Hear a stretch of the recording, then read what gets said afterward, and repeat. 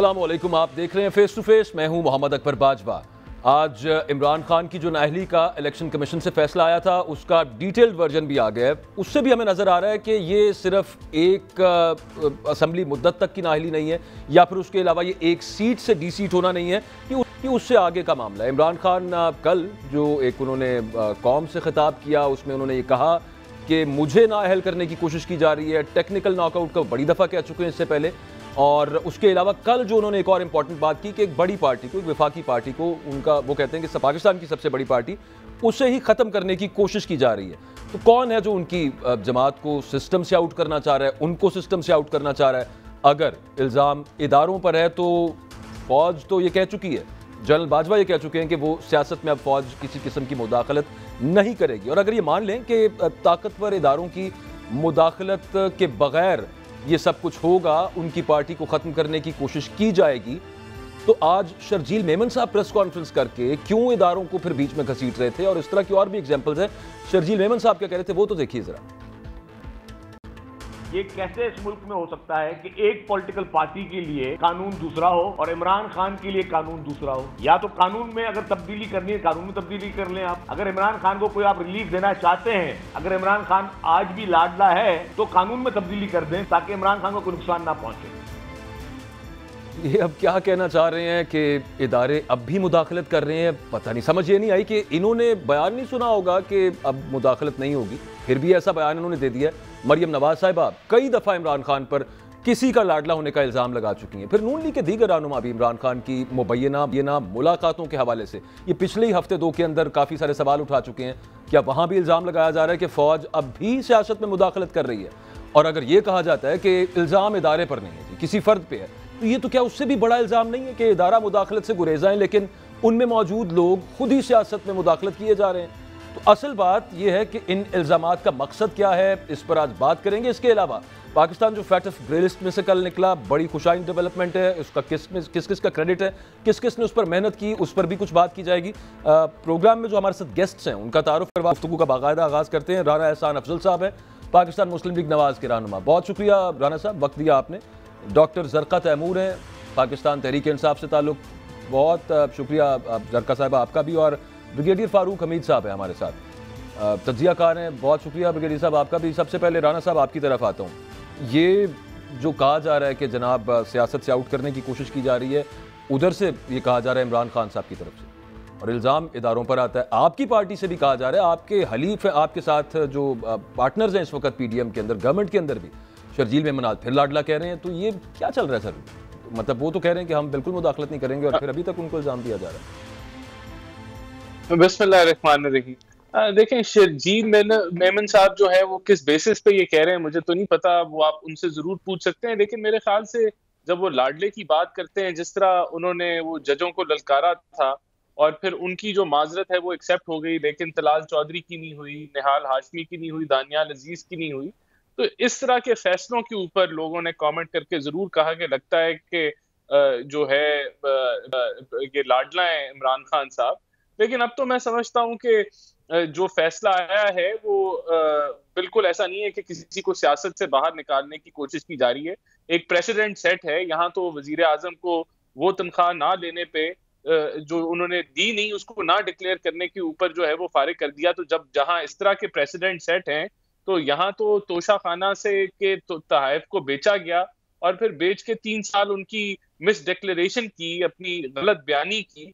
तो वहां जब वो पकड़े गए हैं इस मामले के ऊपर, तो जाहिर सी बात है ये बड़ी सेंस बनती है कि उनको जो है वो इस पे नाअहल होना चाहिए था और करप्ट प्रैक्टिसेस के अब वो जो है वो साबित हो चुका है उनके ऊपर। तो मैं समझता हूं कि ये कहना कि आप यहाँ 650 केनाल भी लें जिसमें आपकी एहलिया भी हो, फरा बीबी भी हो, आप खुद भी हो और आपने $250 मिलियन की मनी लॉन्ड्रिंग करनी हो, ये और ये भी जो है मामला लोग इसको देखेंगे डेवलप होते हुए। इसी तरह जो चीजें हो गई हैं साबित, फॉरेन फंडिंग जिस तरह एक मिसाल है, जहां जो दर्जनों जो कवानीन है पाकिस्तान के, उनकी धज्जियां उड़ाई गई और फिर आपने देखा कि वहां भी एफिडेविट जो जमा कराए वो भी मिस डिक्लेयर और फिर दर्जनों अकाउंट जो है तो अभी फैसला आना मिस बाकी है ना रिपोर्ट सर? किया गया। या तो वो आएगा तो हम फिर उस पे बात फैसला आ करेंगे। चुका है ना ईसीपी की। नहीं, ईसीपी की रिपोर्ट तो आ चुकी है ना जी, इसमें ये चीजें तो साबित हो लेकिन चुकी हैं। फैसला आता है तो अब आगे उस पे कार्रवाई होगी। आपकी जमात सर्टिफाइड कह रही है, जनाब सर्टिफाइड ये चोरी की है। नहीं सर्टिफाइड कोर्ट ऑफ लॉ तो नहीं, वैसे नहीं है इलेक्शन कमीशन ऑफ पाकिस्तान। लेकिन मैं एक छोटा सा सवाल इसमें आपसे ही पूछना चाहूंगा, फिर बाकी गेस्ट की तरफ जाता हूं।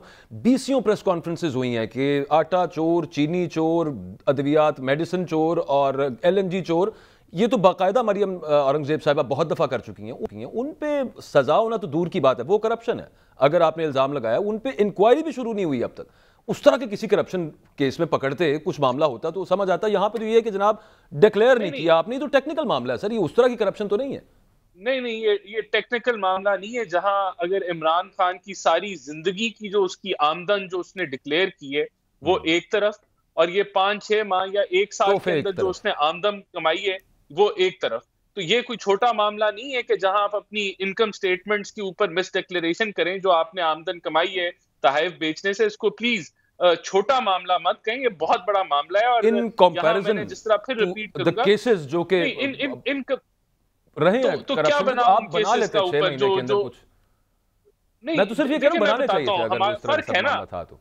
फर्क है। देखिए फर्क ये है, मैं आपको बताता हूँ फर्क क्या है। फर्क ये है कि हमने 15 किलो हीरोइन का केस तो नहीं बनाना था इमरान खान पे, और जिसको जो एक जाली केस बनाया राना सनाउल्लाह पे, या जो LNG जो इस मुल्क को आज चला रही है, सस्ती तरीन LNG आज जो खाकान अब्बासी और मिफ्ता इस्माइल को जिसके लिए जेलों में डाला है इन्होंने, तो वो इस तरह के मुद्दे फेक केस बना रहे हैं। मैं जरा जो मेरा ओरिजिनल सवाल था तोशा खाना का आपने देखा कि हर तरफ से जो है ना वो एक दफा फिर इदारों को मुख्तदर कुव्वतों को मुलव्वस करने की कोशिश की जा रही है सियासत के अंदर, और कुछ नहीं तो चलें इशारों कराइयों के अंदर। तो मैं डॉक्टर जरका साहिबा आपसे भी पूछना चाहूँगा कि कल इमरान खान साहब जो बात कर रहे थे कि पाकिस्तान की सबसे बड़ी सियासी वफाकी जमात को वो कह रहे थे कि उसको निकालने की, तोड़ने की कोशिश हो रही है, और मुझे सिस्टम से निकालने की कोशिश हो रही है। इससे पहले भी वो बात कर चुके हैं। किस तरफ इशारा होता है? इदारे तो कह रहे हैं कि हम सियासत से बिल्कुल बाहर हैं। बहुत शुक्रिया। उम्मीद है कि आप मुझे उतना ही वक्त देंगे जितने आप मेरे से पहले जो बोल रहे थे उनको आपने वक्त दिया। देखिए, पाकिस्तान की सियासत और पाकिस्तान का जो मुल्क है, इसकी जो हकीकत है वो शायद आप उसको डिबेट कर रहे हैं। वैसे दुनिया के हर मुल्क में हर बंदे को पता है कि पाकिस्तान में हकीकत क्या है, गवर्नमेंट का डिज़ाइन क्या है, कंट्रोल कौन करता है और किस तरह किया जाता है।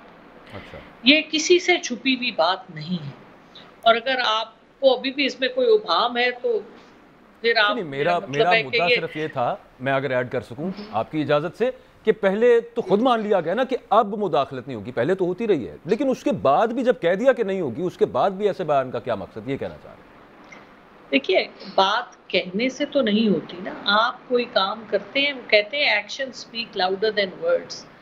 पाकिस्तान जो पाकिस्तान की जियो स्ट्रेटेजिक लोकेशन है, जिस तरह का पाकिस्तान हमेशा से, आज से मतलब 200 साल पहले से जिस तरह से अफगानिस्तान को बफर करने के लिए पाकिस्तान बनाया गया, और पाकिस्तान की एक्सेस टू वार्म वाटर्स, हमारी access to central Asian nations, और जो पाकिस्तान की लोकेशन है और सिक्योरिटी पैराडाइम है, उसमें आप कभी भी पाकिस्तान की सिक्योरिटी फोर्सेस को पाकिस्तान की गवर्नेंस से बाहर नहीं निकाल सकते। नहीं, बात और मेरा ख्याल है अब वक्त आ गया की तो बिल्कुल उसमें कोई दूसरी गुजारिश मेरी आप सुन लीजिए, आप तो मेहरबानी होगी आपकी। तो देखिए, मेरा ख्याल है हमें as Pakistanis we should face the facts.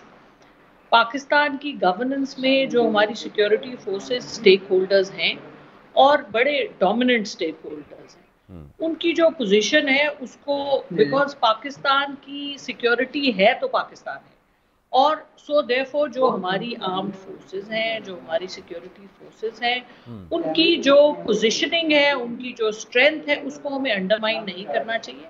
हमें उसको एक्सेप्ट करना चाहिए, उनको उनकी जो जायज़ उनकी जगह बनती है, जो उनकी इज्जत बनती है, वो उनको देनी चाहिए। क्योंकि जिस तरह से हम देखते हैं कि हमारे नौजवान रोजाना कभी फाटा में, कभी सवात में, आप देखते हैं बलूचिस्तान में हर जगह इनकार नहीं किया कुर्बानी।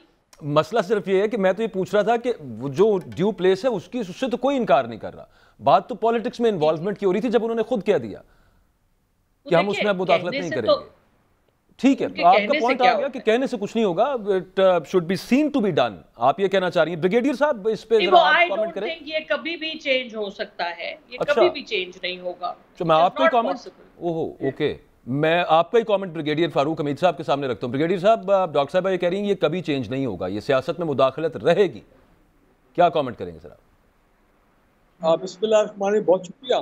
देखें, इसमें तो कोई शक नहीं है ना कि जो हमारे सिक्योरिटी के इदारे हैं वो they are stake holder in Pakistan internal security, external security और अपना इंटरनल के मामलात में in support of any government और एनी पॉलिटिकल गवर्नमेंट, तो वो तो है और होना भी चाहिए, क्योंकि हम तो हमेशा कहते हैं कि पाकिस्तान की मुसल्लह अफवाज जो है they are the country centre of gravity, और कोशिश हमेशा हम देखते हैं बाहर के लोगों की कि इस सेंटर ऑफ ग्रेविटी को टारगेट किया जाए वगैरह वगैरह।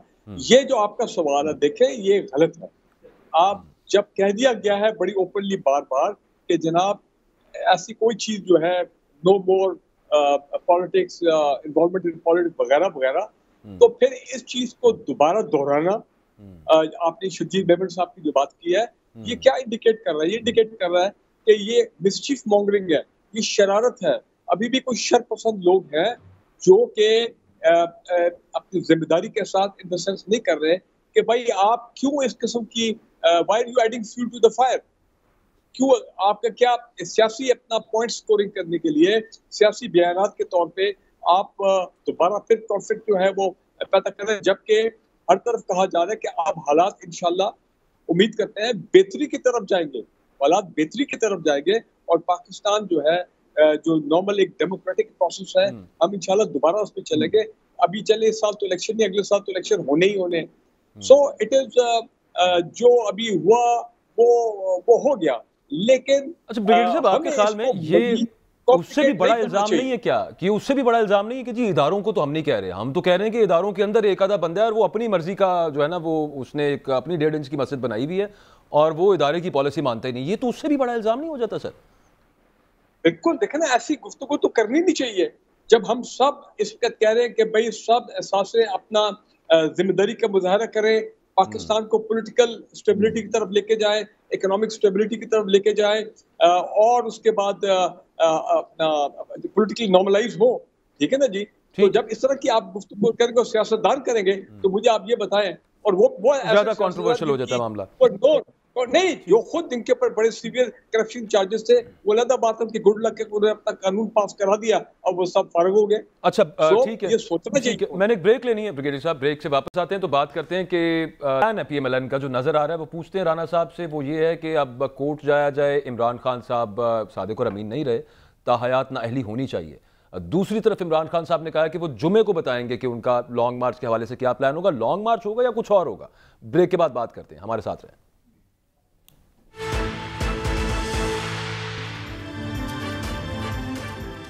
वेलकम बैक जी। इमरान खान साहब अगले इलेक्शंस में पार्ट ले सकेंगे या नहीं ले सकेंगे? पाकिस्तान मुस्लिम लीग नवाज का इस हवाले से प्लान ये है कि अब ये जो इलेक्शन कमीशन का आया फैसला, उसके बाद कोर्ट से रुजू किया जाए और कहा जाए कि सादिक और अमीन नहीं रहे, अब आर्टिकल 62 के तहत दिया जाए इस पर डिसीजन।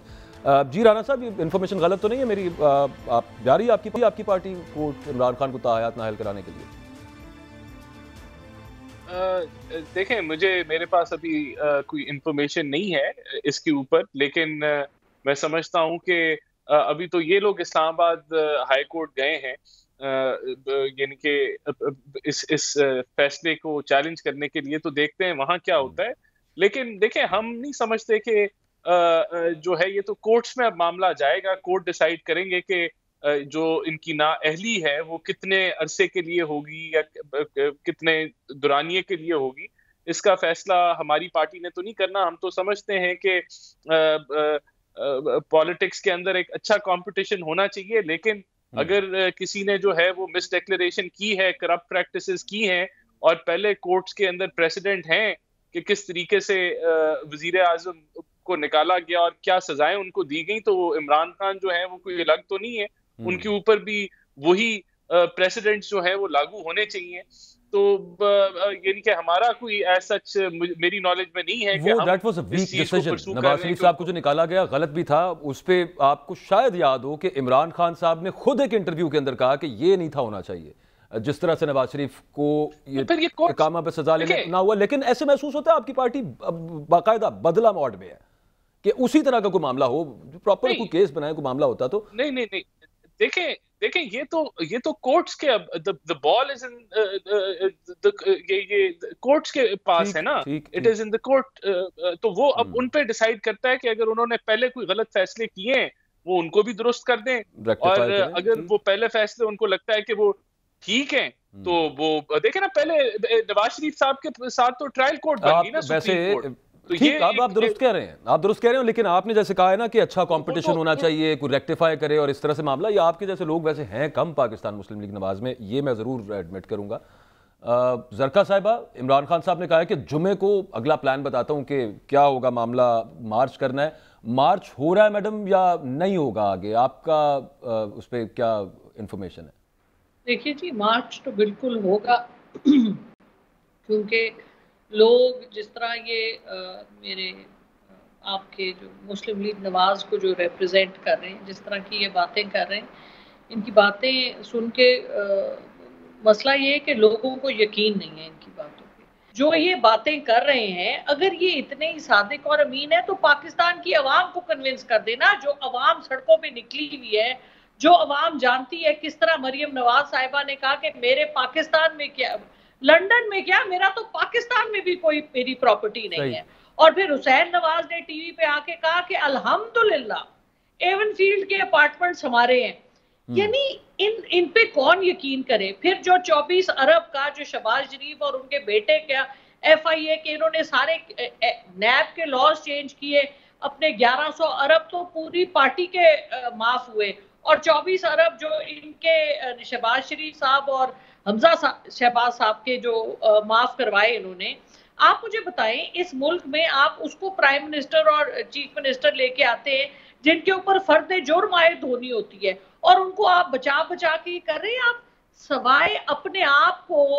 ये तो मैं भी देखिए, मुझे यहाँ पे बोलना पड़ेगा ना, मैं इस बारे में काफी प्रोग्राम्स कर भी चुका हूँ, इस पे हम बात करते भी हैं। लेकिन अभी मैंने चूंकि आपसे पूछा था कि मार्च के हवाले से इमरान खान साहब कह रहे हैं कि जुमे को होगा, तो मैंने कहा आप उस पर बता दीजिए कि क्या जुमे को मार्च ही होगा या कुछ और होगा। तो ये सवाल था मेरा, मैं इस पर यही जवाब दिया है कि मैंने आपको जवाब यही दिया है कि मार्च लोग करना चाह रहे हैं, ठीक, लोग खुद निकलना चाह रहे हैं। वो कह रहे हैं कि क्यों नहीं निकलने का हमें मौका दे रहे, लोग परेशान हैं। बिजली के बिल 4 गुना हो गए, आपने लोगों को किसी चीज में रियायत नहीं दी, सिर्फ महंगाई का एक तूफान आम आदमी पे छोड़ दिया है। लोग खुदकुशियां कर रहे हैं, सिर्फ अपने नून लीग के लोग और जो पीपल्स पार्टी के जो इनकी 13 पार्टियां हैं उनको रिलीफ मिला है। इनको 74 जो किसी भी पार्टी से ताल्लुक रखता हो उसको पोजीशन, इकोनॉमिक कंडीशन जो है वो उसको तंग तो करती है। अच्छा, मैं ब्रिगेडियर साहब की तरफ जाना है, मैं जेन्युइनली आपको बता रहा हूँ, टाइम कम है और मजा नहीं होती। जी ब्रिगेडियर साहब, आपका इस बारे में क्या? नेक्स्ट टाइम बुलाएं ना, आप अपनी पसंद के लोग बुलाएं, मैं तो इस तरह। चले ठीक है। नहीं, मैं बिल्कुल आपको, मैंने पूरा टाइम जितना है टाइम उसी में से डिवाइड करना है, और क्या करना है मैडम? नहीं ब्रिगेडियर साहब, आपकी इस पे क्या राय है? टाइम देना चाहिए। मार्च के हवाले से क्या उसमें से निकाल सकती है पाकिस्तान तहरीक इंसाफ उनका जो प्रोग्राम पे आए और आके आप लोग टाइम नहीं देते बराबर। ऑन एयर टाइम इतना है, उसका क्या किया जाए मैडम? अब फिर टाइम यहाँ पे बीच में जाया ही हो रहा है। ब्रिगेडियर साहब, मैं आपको भिजवा दूंगा बाकायदा उसमें से निकाल के कि किसको कितना टाइम मिला है। ब्रिगेडियर साहब, मुझे ये बताइएगा कि इमरान खान साहब की जो डिमांड है इलेक्शंस की, वो आपको लगता है कि इस मार्च अव्वल तो होगा और वो तब तक वो पूरी हो जाएगी, उससे पहले ही इलेक्शन की कोई डेट वो लेने में कामयाब हो सकते हैं? देखिए, इमरान खान साहब को जो इमीडिएट ऑब्जेक्टिव था जब उन्होंने अप्रैल मई में अपनी तहरीक शुरू की थी कि इस साल के आखिर तक वो इलेक्शन करवा लें, लेकिन ऐसा तो उसमें तो फिर उनको कामयाबी नहीं हुई है। अभी आज खुद इमरान खान साहब की जो प्रेस कॉन्फ्रेंस, उससे मुझे लग रहा था कि अब वो मायूस हो गए हैं कि बैक चैनल का भी थोड़ा बहुत जिक्र किया उन्होंने। फिर वो अंसार अब्बासी साहब की स्टेटमेंट, जिसको PM रूलिंग कोलिशन ने भी कॉन्ट्रोडिक्ट किया कि जनाब इनकी हमारे साथ कोई डायरेक्ट बातचीत नहीं हो रही, कोई इनडायरेक्ट कोई डायलॉग नहीं हो रहा। तो इन हालात में वो खुद कह रहे हैं कि मुझे वो मायूस थे कि शायद इलेक्शन की डेट नहीं मिलेगी, लिहाजा वो जा रहे हैं लॉन्ग मार्च में। तो इस साल अगर नहीं होते इलेक्शन, वो तो नजर ही आ रहा है। तो अगले साल तो वैसे ही अगस्त में जो है 5 साल पार्लियामेंट के पूरे हो रहे हैं। तो अब अगर अप्रैल मई में, मुझे नहीं लगता कि ये गवर्नमेंट जो है लॉन्ग मार्च के बावजूद, लॉन्ग मार्च होगा तो अगर इमरान खान समझ रहे हैं कि जनाब वो अपना इंजॉयबल किस्म की लॉन्ग मार्च होगी, माजी से मुख्तलिफ होगी, सब लोग आएंगे, मेरा नहीं ख्याल, और इंतशार वो खुद कह रहे हैं कि हो सकता है कि अगर कन्फ्रंटेशन हो जाए, तो मुझे तो नजर आ रहा है कि कन्फ्रंटेशन तो नहीं है। वो तो आज वो कह रहे थे कि वहां पे तो बल्कि लोग एंजॉय करेंगे और हम पुरअमन रहेंगे, जैसा कि हमेशा से हम पुरअमन रहे हैं। तो वो एक मार्च तो अब क्योंकि वो कह चुके हैं तो वो मार्च की तरफ जा रहे हैं, वरना उससे उसमें से अगर कोई जो उनका पॉलिटिकल ऑब्जेक्टिव है वो पूरा शायद ना। नहीं, मेरा नहीं ख्याल है कि गवर्नमेंट उनको अपना इलेक्शन की कोई डेट देगी as a result of the long march. वो 1 हफ्ता होती है, 2 हफ्ते वहां पे धरना होता है इस्लामाबाद में, जो भी होता है वो तो भी पता लग जाएगा। तो I don't think so.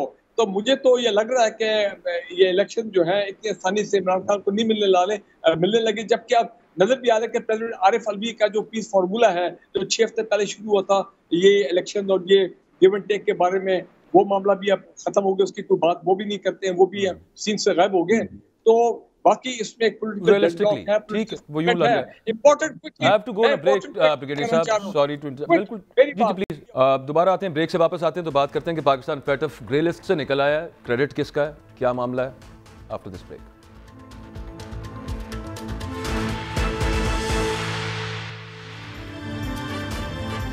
Welcome back. वजीर आजम पाकिस्तान शहबाज शरीफ साहब ने आज प्रेस कॉन्फ्रेंस की। उन्होंने कहा कि उनकी जमात की भी बहुत कोशिश है, कामयाबी है कि पाकिस्तान FATF ग्रे लिस्ट में से निकलने में कामयाब हुआ है। एक आध जगह उन्होंने हम सब का लफ्ज़ इस्तेमाल किया, लेकिन पाकिस्तान तहरीक इंसाफ को, जिसकी हुकूमत में FATF के मुतालबात पूरे किए गए, जिक्र तक नहीं किया।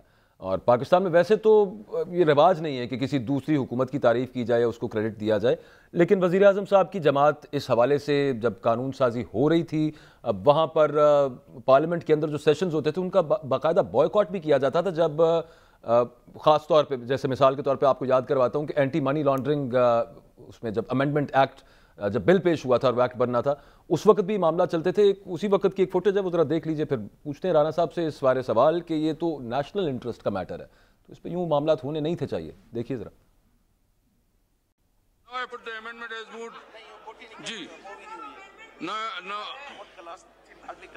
Now I put class 4 amendment to the House. The question date class 4 as amended state part of the bill.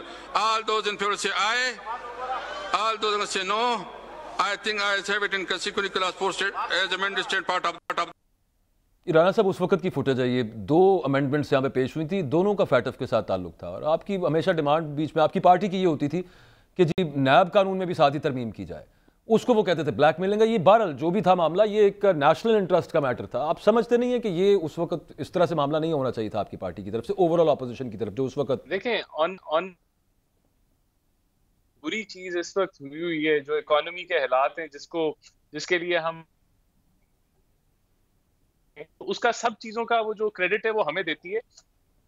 तो अगर चीज होगी उसका क्रेडिट भी हमें दे दे, वो भी हमारे टाइम में हुई है। लेकिन ऑन अ सीरियस नोट मैं समझता हूँ कि इसमें डेफिनेटली इंडियन लॉबिंग भी इन्वॉल्व थी, जो पाकिस्तान के इंटरेस्ट के खिलाफ काम कर रही थी। तो फॉरेन ऑफिस का भी इसमें रोल है, जहाँ जो फॉरेन मिनिस्टर हैं बिलावल भुट्टो, हिना रवादी खैर, उनका रोल रहा है, बड़ा मैसिव रोल रहा है। फिर GHQ जो है उसकी इम्प्लीमेंटेशन, उन्होंने सेल कायम किया हुआ था FATF के ऊपर। तो they have the state institute ने बड़ा एक पॉजिटिव रोल अदा किया है। और जो चीजें आपने अभी जो सुनाई, मेजॉरिटी लेजिस्लेशन जो पास हुई FATF के लिए पिछले दौरे हुकूमत में, उसमें भी ऑपोजिशन ने सपोर्ट किया। कुछ चीजों पे जरूर कोई खींचातानी हुई होगी, लेकिन opposition was with the government on most of the issues. और फिर यहाँ ऑब्वियसली हमारी हुकूमत ने इसके ऊपर एफर्ट्स किए। तो PTI के दौर में जो लेजिस्लेशन हुई उसका जरूर क्रेडिट उनको जाएगा, कोई उनसे वो छीन नहीं सकता। लेकिन ये पूरे पाकिस्तान आर्मी का भी बहुत बड़ा क्रेडिट है उसमें। और जी definitely it is a plus for everyone, every Pakistani. और शहबाज शरीफ साहब को तो स्पेसिफिकली और स्पेशली जो है उनकी टीम को, और हम गवर्नमेंट जो करंट है उसका भी एफर्ट इसमें है, तो सारों का क्रेडिट है। और this is a very positive news for Pakistan amongst a lot of negative. Brigadier साहब, ये बहुत बड़ी कामयाबी है पाकिस्तान के लिए।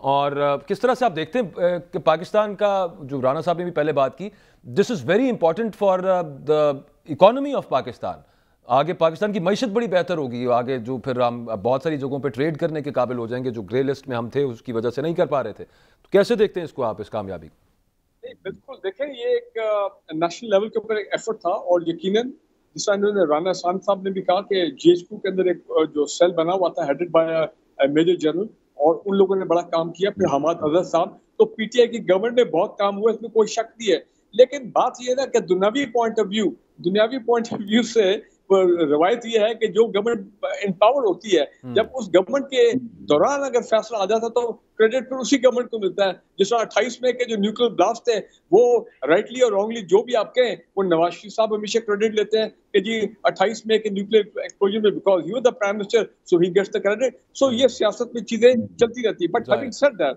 हमें क्रेडिट देना चाहिए हमारे इदारों को कि कारके का जो प्लांट था, जिस rental power plant People's Party के दौर में जो आर्बिट्रेशन में गया, इतने अरबों रुपए का और डॉलर का पे वो इंटरनेशनल फाइन जो हुआ कोर्ट में, उसके बाद रिकॉर्डिंग के ऊपर। अच्छा, ये दो ब्रिगेडियर साहब, इसको जरा स्ट्रेटेजिक पॉइंट ऑफ व्यू से आप चूंकि समझते हैं मामला को, ये कमेंट बस कर दीजिएगा ब्रीफली, फिर मैंने डॉक्टर साहब की तरफ जाना है, क्लोजिंग है उसके बाद, कि ये कितना इंपॉर्टेंट है, कि आपको क्या लग रहा है कि मामला बड़े बेहतर हो गए हैं? इंडियन लॉबी को जो हमने काउंटर किया, अमेरिका पर जो उसका इन्फ्लुएंस था, ये सब कुछ अब क्या पाकिस्तान ओवरकम कर चुका है और इंडियन लॉबी का जो इन्फ्लुएंस है वो हमने कम कर लिया है, इस वजह से हुआ है सब कुछ?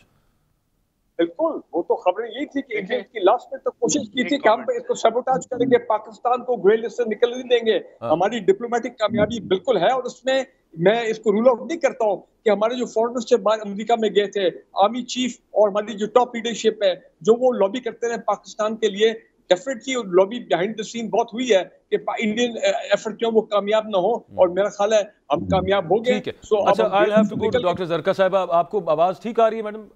पूछ में आपसे मुझे आ रही है, अब आपकी भी बिल्कुल ठीक आ रही है कि कल ये बड़ा कोइंसाइड हुआ है इसके साथ कि एक बड़ी कामयाबी पाकिस्तान के लिए, और उसी दिन इमरान खान साहब नाअहल हो गए, और राना साहब भी कह रहे थे कि अब हिस्सा हमारा भी है इसके अंदर, कि उन्होंने डिप्लोमेटिक फ्रंट के ऊपर मेहनत की है इनकी पार्टी ने। जी, मेरा ख्याल है जी कि पाकिस्तान की जीत है, और हमें एज पाकिस्तानीज अपनी पार्टी पोजीशन से आगे बढ़ के पाकिस्तान की ओनरशिप लेनी चाहिए। पाकिस्तान FATF से निकल आया तो मुल्क के लिए अच्छा है, और किस पार्टी ने उसके लिए कितना काम किया, मेरा ख्याल है ये हिस्टोरिकल इश्यूज है। इदारों को भी इसकी जाती है क्रेडिट, और सबको जाती है, और सबको लेनी चाहिए। दिल बड़ा करना चाहिए अपना। बिल्कुल ठीक है, हमारा दिल बड़ा है। जबरदस्त जबरदस्त। राना साहब, आप कमेंट करना चाह रहे हैं, फिर मैंने क्लोजिंग। इसमें एक कमेंट मैं करना चाहता हूँ। देखें, इंडिया का जो प्रोपेगेंडा था कि पाकिस्तान जो है वो टेररिज्म को प्रमोट करता है, वो बिल्कुल इससे रद्द हो गया, क्योंकि अब हमारा जो फाइनेंशियल सिस्टम है, जो it is in line with international standards on terror financing और मनी लॉन्ड्रिंग। तो ये कहना कि पाकिस्तान के अंदर कोई इंडियन प्रोपेगेंडा की जो जड़ें थी वो इसने उखाड़ के फेंक दी हैं। Pakistan is compliant on international standards related to financial integrity, वो हमारी बेहतरीन हो गई है। तो मैं समझता हूँ it is a plus for Pakistan. Time actually, I am very sorry brigadier साहब, time, we are out of time. Programme का वक्त खत्म हो गया जी। अपना फीडबैक आप जरूर देगा, कल आपसे सेम चैनल सेम टाइम मुलाकात होगी। अल्लाह हाफिज।